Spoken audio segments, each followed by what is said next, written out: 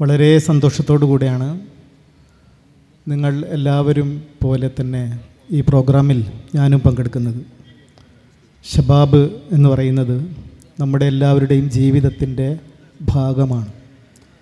50 വർഷത്തെ മഹത്തായ പാരമ്പര്യമുള്ള ഈ പ്രസിദ്ധീകരണത്തിൻ്റെ സുവർണ ജൂബിലി പതിപ്പിൻ്റെ പ്രകാശന ചടങ്ങിലാണ് നമ്മളെല്ലാവരും പങ്കെടുത്തിട്ടുള്ളത്. നേരത്തെ പറഞ്ഞതുപോലെ ഈ പ്രദേശത്ത് ഇതിൻ്റെ പ്രകാശനം നിർവഹിച്ചതിലുള്ള ഒരു ആനന്ദം എനിക്കുമുണ്ട്. പ്രവാചകൻ സല്ലല്ലാഹു അലൈഹി വസല്ലമയുടെ വിടവാങ്ങൽ പ്രസംഗത്തിൽ പറഞ്ഞതുപോലെ കഹുർമത്തി ബലദിന ഹാദ, ഈ നാടിൻ്റെ പ്രത്യേകത കണക്കിലെടുത്തുകൊണ്ട്, ഈ ദിവസത്തിൻ്റെ പ്രത്യേകത പരിഗണിച്ചുകൊണ്ട്, ഈ മാസത്തിൻ്റെ പ്രത്യേകത പരിഗണിച്ചുകൊണ്ട് എന്ന് പറഞ്ഞതുപോലെ അരീക്കോട് എന്ന് പറയുന്ന പ്രദേശം ഷബാബിൻ്റെ ഈറ്റില്ലവും പോറ്റില്ലവുമാണ്. ആ നിലക്കുകൂടിയായിരിക്കും ഇതിൻ്റെ സംഘാടകർ പ്രകാശന ചടങ്ങ് ഇവിടെ ആക്കണം എന്ന് തീരുമാനിച്ചിട്ടുള്ളത്. എൻ്റെ ഷബാബ് ഓർമ്മ ഞാൻ UP സ്കൂളിൽ പഠിക്കുന്ന കാലം മുതലേ ഉള്ളതാണ്. അക്കാലത്ത് എൻ്റെ ഗ്രാമത്തിലെ പള്ളിയിൽ മഗ്‌രിബ് നമസ്കാരത്തിന് ശേഷം ഒരാൾ ഷബാബ് വായിച്ചു കൊടുക്കുകയും അക്ഷരജ്ഞാനമില്ലാത്ത എൻ്റെ നാട്ടിലെ പഴയകാല മുജാഹിദ് പ്രവർത്തകർ കൂട്ടം കൂടിയിരുന്ന് അത് കേൾക്കുകയും വേണമെങ്കിൽ അത് ജീവിതത്തിൽ ഉൾക്കൊള്ളണമെന്നുള്ള പ്രതിജ്ഞയോടുകൂടെ ഇശാ നമസ്കാരം കഴിഞ്ഞ് തിരിച്ചു പോവുകയും ചെയ്തിട്ടുള്ള മനോഹരമായ ഓർമ്മയാണ് ഈ സമയത്ത് എൻ്റെ മനസ്സിലേക്ക് കടന്നു വരുന്നത്. അതിനുശേഷം ഭാഗ്യവശാൽ അള്ളാഹുവിൻ്റെ അനുഗ്രഹത്താൽ ഈ പ്രസിദ്ധീകരണത്തിൻ്റെ ഭാഗമായി പ്രവർത്തിക്കാൻ നിങ്ങളെപ്പോലെ എനിക്കും അവസരം കിട്ടിയിട്ടുണ്ട്. ഒരു വായനക്കാരൻ എന്നുള്ള നിലക്ക് മാത്രമല്ല, ഷബാബിലിടക്ക് എഴുതാൻ ഭാഗ്യം സിദ്ധിച്ച ഒരു ലേഖകൻ എന്നുള്ള നിലക്ക് മാത്രമല്ല, 1991 മുതൽ 2003 വരെയുള്ള സംഘടനയുടെ പ്രധാനപ്പെട്ട ഒരു കാലയളവിൽ ഈ പ്രസിദ്ധീകരണത്തിൻ്റെ മാനേജ്മെൻറ്റിൽ എനിക്ക് പ്രവർത്തിക്കാൻ സാധിച്ചു എന്നുള്ളത്, ISMൻ്റെ സെക്രട്ടറിയും ജനറൽ സെക്രട്ടറിയുമായി പ്രവർത്തിക്കാൻ സാധിച്ചു എന്നുള്ളതാണ് ഷബാബുമായി എനിക്കുള്ള ഏറ്റവും വലിയ ബന്ധം എന്ന് ഈ സന്ദർഭത്തിൽ അനുസ്മരിക്കുകയാണ്.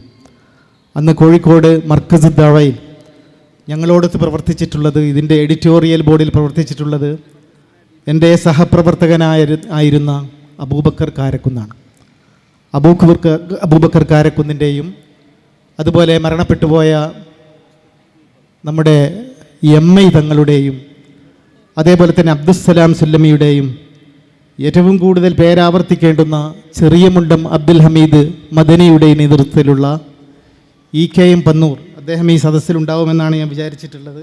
ഇല്ല, അദ്ദേഹത്തിൻ്റെയും EKM മായിൻ മാഷുടെയും നേതൃത്വത്തിലുള്ള നല്ല ഒരു ടീമാണ് ഞങ്ങൾക്ക് അന്ന് എഡിറ്റോറിയൽ ബോർഡിൽ ഉണ്ടായിരുന്നത്.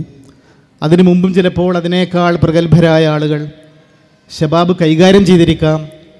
പക്ഷേ എനിക്ക് തോന്നുന്നു ഷബാബിൻ്റെ സുവർണകാലം എന്ന് പറയുന്നത് ആ ഒരു ടീമിൻ്റെ പ്രവർത്തന കാലമാണോ എന്ന് എനിക്ക് തോന്നിപ്പോയിട്ടുണ്ട്. പറയാനുള്ളൊരു കാരണം, അന്ന് ഞങ്ങളുടെ ടീം അന്ന് ഷബാബ് ഓരോ ആഴ്ചയും പുറത്തിറക്കിയത് 30,000 കോപ്പിയാണ്. അല്ലേ സലാമാഷേ? 30,000 കോപ്പി ഷബാബ് പ്രിൻ്റ് ചെയ്ത മഹിതമായൊരു കാലഘട്ടം നമുക്കുണ്ടായിരുന്നു. അന്ന് നമുക്കറിയാം, സോഷ്യൽ മീഡിയ ഇത്ര പ്രചാരത്തിലുള്ള ഇല്ലാത്ത ഒരു കാലമാണ്.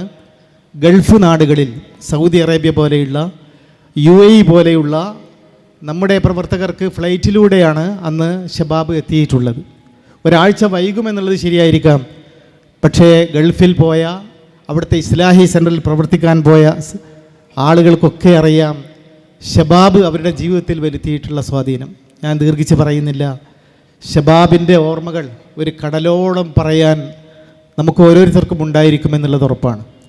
അതിനുശേഷം എനിക്ക് പറയാൻ തോന്നിയത്, ഈ ഷബാബിൻ്റെ സുവർണ ജൂബിലി പതിപ്പിൽ ഞാൻ കോറിയിട്ടിട്ടുണ്ട്, ഷബാബിന് പകരം വെക്കാൻ ഇസ്ലാഹി പ്രസ്ഥാനത്തിൻ്റെ മറ്റൊരു പ്രസിദ്ധീകരണം ഇല്ല എന്നുള്ള ഒരു ക്യാപ്ഷനോടുകൂടെയാണ് ഞാൻ എൻ്റെ കുറിപ്പ് ഇവിടെ തയ്യാറാക്കിയിട്ടുള്ളത്. ഈ സന്ദർഭത്തിൽ എല്ലാവരും പറയുന്ന ഒരു കാര്യം വീണ്ടും ആവർത്തിക്കുകയാണ്.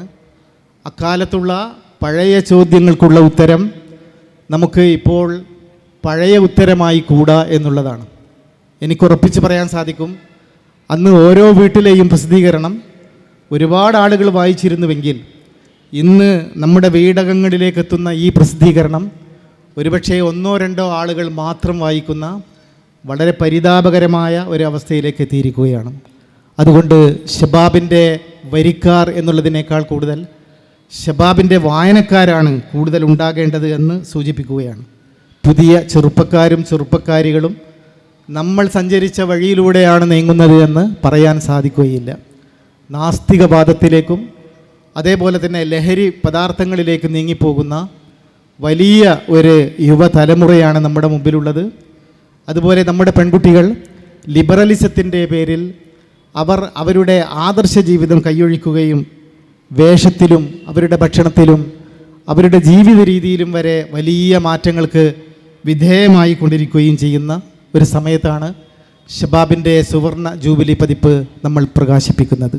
അതുകൊണ്ട് ഇവിടെ ഒരു തീരുമാനമെടുക്കാൻ സമയമായി.